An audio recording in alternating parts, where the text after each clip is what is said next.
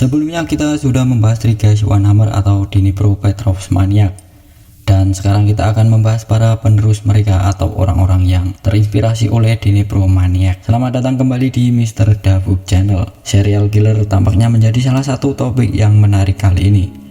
Nah, menurut kriminolog asal Inggris yaitu Christopher Berry mengatakan bahwa tempat ini paling berbahaya dan menjadi sarang dari serial killer alias pembunuh berantai, dan tempat itu adalah internet atau dunia maya. Cara kerja pembunuh berantai, mereka akan menggunakan pendekatan seperti predator di alam liar. Mereka biasanya akan mengamati mangsa dengan sabar sampai waktu menyerang tiba. Kisah kali ini adalah dua pembunuh berantai muda yaitu akademik maniak yang menggambarkan Rusia dari akhir tahun 2010 hingga awal tahun 2011. Dua orang tersebut secara brutal membunuh 6 orang dan melukai beberapa korban dalam kurun waktu 5 bulan.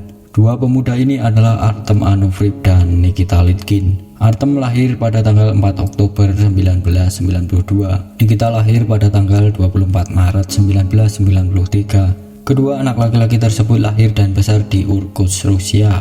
Kedua anak laki-laki tersebut memiliki pendidikan yang sulit, atau dengan kata lain tumbuh di lingkungan yang buruk hingga membuat mental mereka rusak. Artem Anufriy dibesarkan tanpa seorang ayah. Teman masa kecilnya menggambarkan secara positif saat di pengadilan, namun masa kecilnya sangat sulit secara psikologis karena kepergian ayahnya.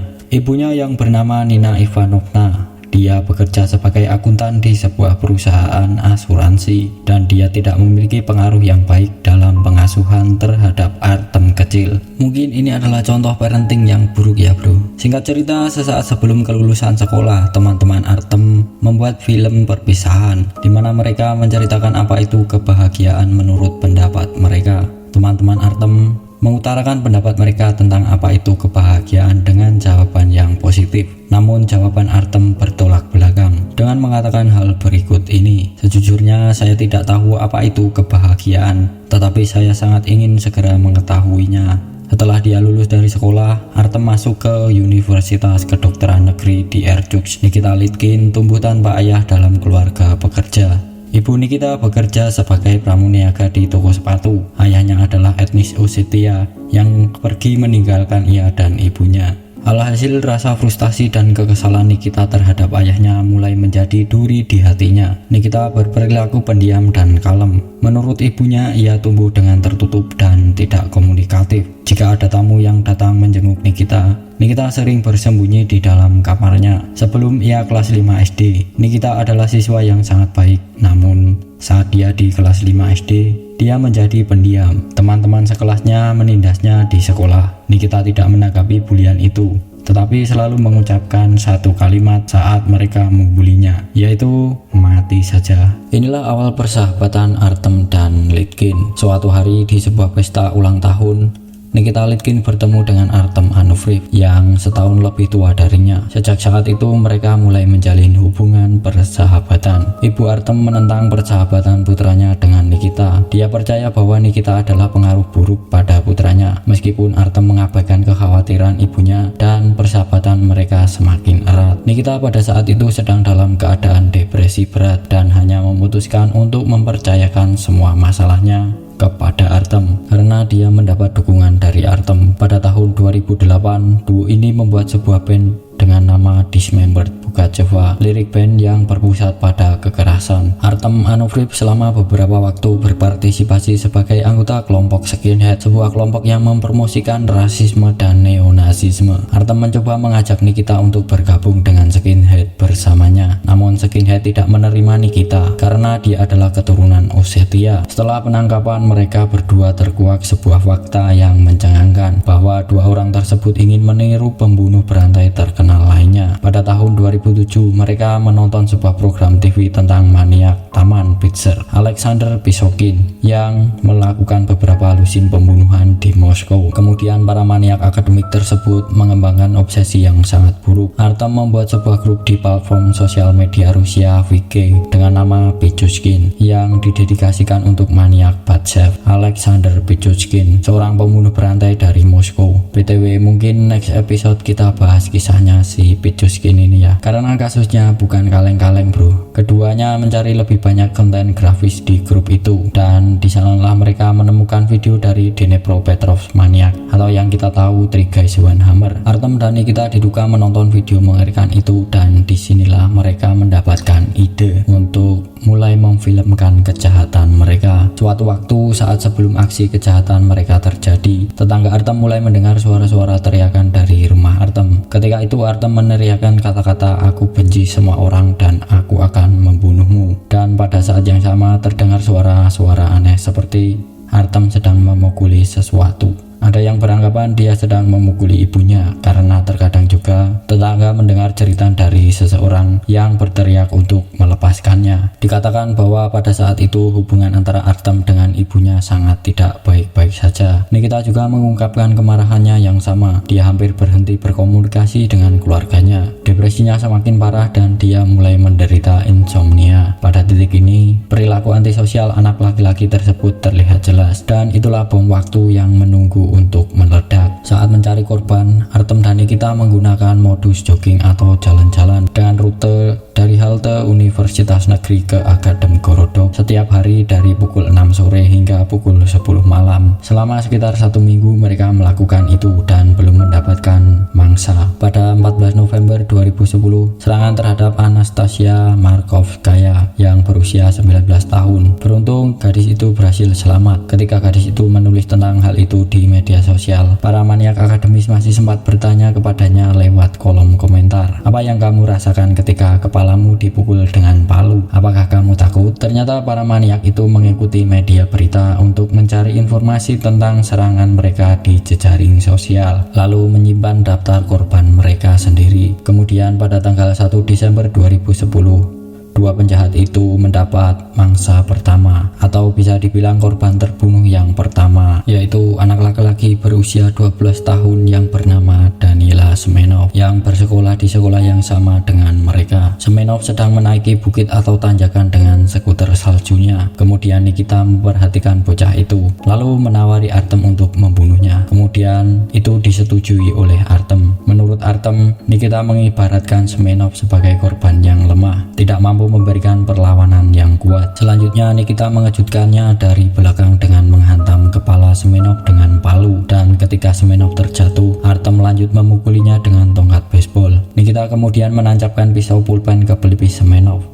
Mereka berdua kemudian meninggalkan lokasi kejadian. Kemudian ketika ibu dan saudara laki-laki Semenov menemukannya, anak itu masih dalam keadaan hidup. Lalu segera ambulan dipanggil ke TKP. Akan tetapi ambulan yang dikirim terjebak dalam kemacetan lalu lintas, dan pada saat sudah tiba di lokasi kejadian, anak laki-laki itu sudah meninggal dunia. Pada saat itu orang tua Semenov tidak mengira bahwa anak mereka menjadi korban pembunuhan, karena para ahli menganggap kasus tersebut sebagai kecelakaan, dengan menyatakan bahwa anak laki-laki tersebut diduga menabrak pohon dengan skuter saljunya dengan kecepatan tinggi. Namun faktanya lereng bukit tempat Semenov berkendara hanya memiliki kemiringan 10 derajat. Skuter salju anak itu tidak rusak, dan menurut mantan penyelidik Maxim Komyak yang terlibat dalam penyelidikan kasus itu, tidak ada sesuatu pun di salju yang bisa membentur kepala Semenov. Menurut pengakuan Artem dan Nikita, bahwa mereka hanya berlatih kepada bocah itu. Pada tanggal 16 Desember 2010, 20 meter dari tempat eksekusi Danil Semenov, tubuh Olga Birok, wanita yang berusia 69 tahun, seorang peneliti terkemuka di Institut Fisika, ditemukan. Wanita tersebut dieksekusi dengan cara yang sama seperti Semenov, tetapi kali ini dia dibunuh dengan cepat. Yang kemudian ditemukan di tubuhnya ada sekitar 30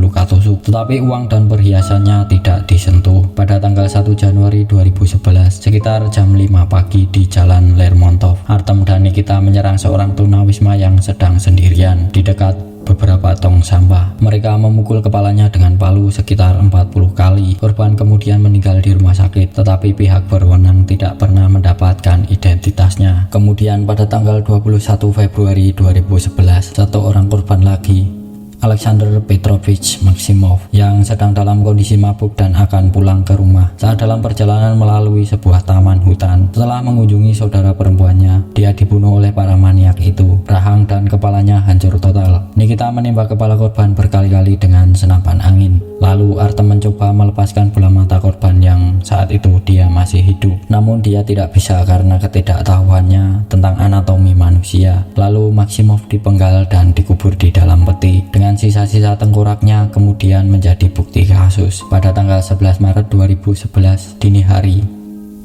Artem dan Nikita mendapatkan korban berikutnya yang merupakan seorang tunawisma bernama Roman Faisulin. Pembunuhan ini terjadi tepat di dekat rumah Artem. Saat itu Artem dan Nikita menyergap pria itu. Mereka menembak wajahnya 2 kali dengan senapan angin dan kemudian mereka menyeretnya ke semak-semak di mana mereka mulai menikam kepala, selangkangan dan dada dengan pisau. Kemudian Nikita mencoba memotong tangan korban, namun tidak bisa karena pisaunya terlalu kecil. Namun ia berhasil memotong jari kelingking korban, yang kemudian Artem mengambil foto mayat korban yang di belakangnya terlihat bekas darah di jendela rumahnya. Pada tanggal 3 April 2011, para maniak akademi membunuh korban ke-6 dan korban terakhir mereka. Korban kali ini adalah wanita tunawisma berusia 63 tahun yang bernama Aleftina Kuidina. Ketika para penjahat itu begitu sombong dan begitu yakin bahwa mereka tidak akan pernah tertangkap, dan dengan kepercayaan diri yang tinggi, mereka bahkan memvideokan kejahatan mereka pada korban terakhir mereka itu. Video tersebut kemudian menjadi viral di media sosial. Artem diyakini mengirim video tersebut ke salah satu teman dunia mayanya dari Saint Petersburg dengan nama Ilya Ustinov, yang nama panggilan di dunia mayanya adalah Solomon Gojo. Diduga Solomon lah yang mengunggah video tersebut secara luas agar semua orang dapat melihatnya. Video itu berdurasi sekitar 2 menit dan sangat gamblang memperlihatkan aksi mereka. Tampaknya Aleftina pada saat itu dia telah meninggal dunia dan dia telah ditikam serta rahangnya diremukan dengan palu. Para maniak itu dengan gembira mengecek mayat Aleftina. Salah satu anak laki-laki yang diyakini adalah Nikita kemudian mengambil sebuah pisau dan dia mulai mengiris telinga korban. Anak laki-laki itu membawa telinga Aleftina yang selanjutnya akan meletakkannya di teras di sebuah sekolahan. Dalam video tersebut sangat mengingatkan kita pada Dnipropetrovsk maniak yang sebelumnya pernah admin bahas. Mereka melakukan kekejaman yang tak terbayangkan dan tanpa peduli siapapun korbannya. Serangkaian pembunuhan yang melanda Akadem Gorodok mulai menimbulkan kepanikan. Masyarakat mulai khawatir bahwa pembunuh berantai sedang berkeliaran. Pada awalnya Artem dan Nikita tidak pernah dicurigai. Kemudian di akhir Maret 2011, sketsa para terduga pembunuh ditempel di tiap pos di Akadem Gorodok. Di papan pengumuman Institut Kimia Organik tempat nenek Nikita Litkin bekerja juga ditempel sketsa-sketsa ini. Kemudian nenek Nikita merasa salah satu sketsa itu mirip seperti cucunya. Lalu nenek Nikita bersama dengan paman Nikita, mereka pulang ke rumah. Mereka kemudian mengecek kamera yang ada di atas meja di dalam kamar Nikita. Saat mereka memutar sebuah video, keluarga Nikita kaget bukan kepalang. Mereka merasa ngeri dengan apa yang mereka lihat. Video tersebut adalah video eksekusi Aleftina. Inilah kebodohan Nikita, karena ternyata kamera yang digunakan saat mengeksekusi Aleftina adalah milik pamannya yang ia pinjam. Paman Nikita yang menemukan video itu kemudian menyerahkannya kepada polisi setelah membunuh 6 korban dan secara brutal menyerang 9 orang lainnya. Akhirnya Artem dan Nikita ditangkap pada bulan April 2011. Proses hukum dan persidangan memakan waktu sekitar 2 tahun. Artem mengaku bersalah atas 2 pembunuhan dan dijatuhi hukuman seumur hidup. Nikita yang masih di bawah umur pada saat itu, hukumannya hanya penjara 24 tahun. Bahkan hukuman Nikita kemudian dikurangi menjadi 20 tahun karena masih di bawah umur. Hukuman kok didiskon. Setelah dikirim ke penjara, Nikita menyatakan penyesalan atas kejahatannya. Dia tidak mencari perhatian di media, namun Artem di sisi lain saat wawancara dengan jurnalis pada bulan April 2015, ia mengatakan bahwa dia tidak menyesal atas kejahatannya. Bahkan dia tidak menganggap dirinya bersalah. Dia bahkan juga mengatakan kepada para jurnalis, "Rekanmu membantuku sampai di sini. Aku lihat kamu membutuhkan sesuatu dariku." Dan itu artinya adalah Artem adalah bahan pemberitaan yang menarik bagi para jurnalis. Nikita Litkin yang akan bebas pada tahun 2031. Ia tewas pada dini hari tanggal 1 Desember 2021 karena kehabisan darah akibat memotong pergelangan tangannya sendiri. Nikita mati. Lalu Artem akan menghabiskan sisa hidupnya dan mati di penjara. Dan itulah kisah para maniak akademi. Poin positif yang bisa kita ambil adalah bahwa pola asuh yang baik, perhatian dan kasih sayang orang tua adalah hal wajib yang harus dilakukan sebagai orang tua. Admin harap kalian yang menonton video ini dapat menemukan hal-hal yang bermanfaat dan menjadikan pembelajaran untuk kita semua. Terima kasih broku semua atas dukungannya. Seperti biasa, Doxly akan diupload ke Telegram.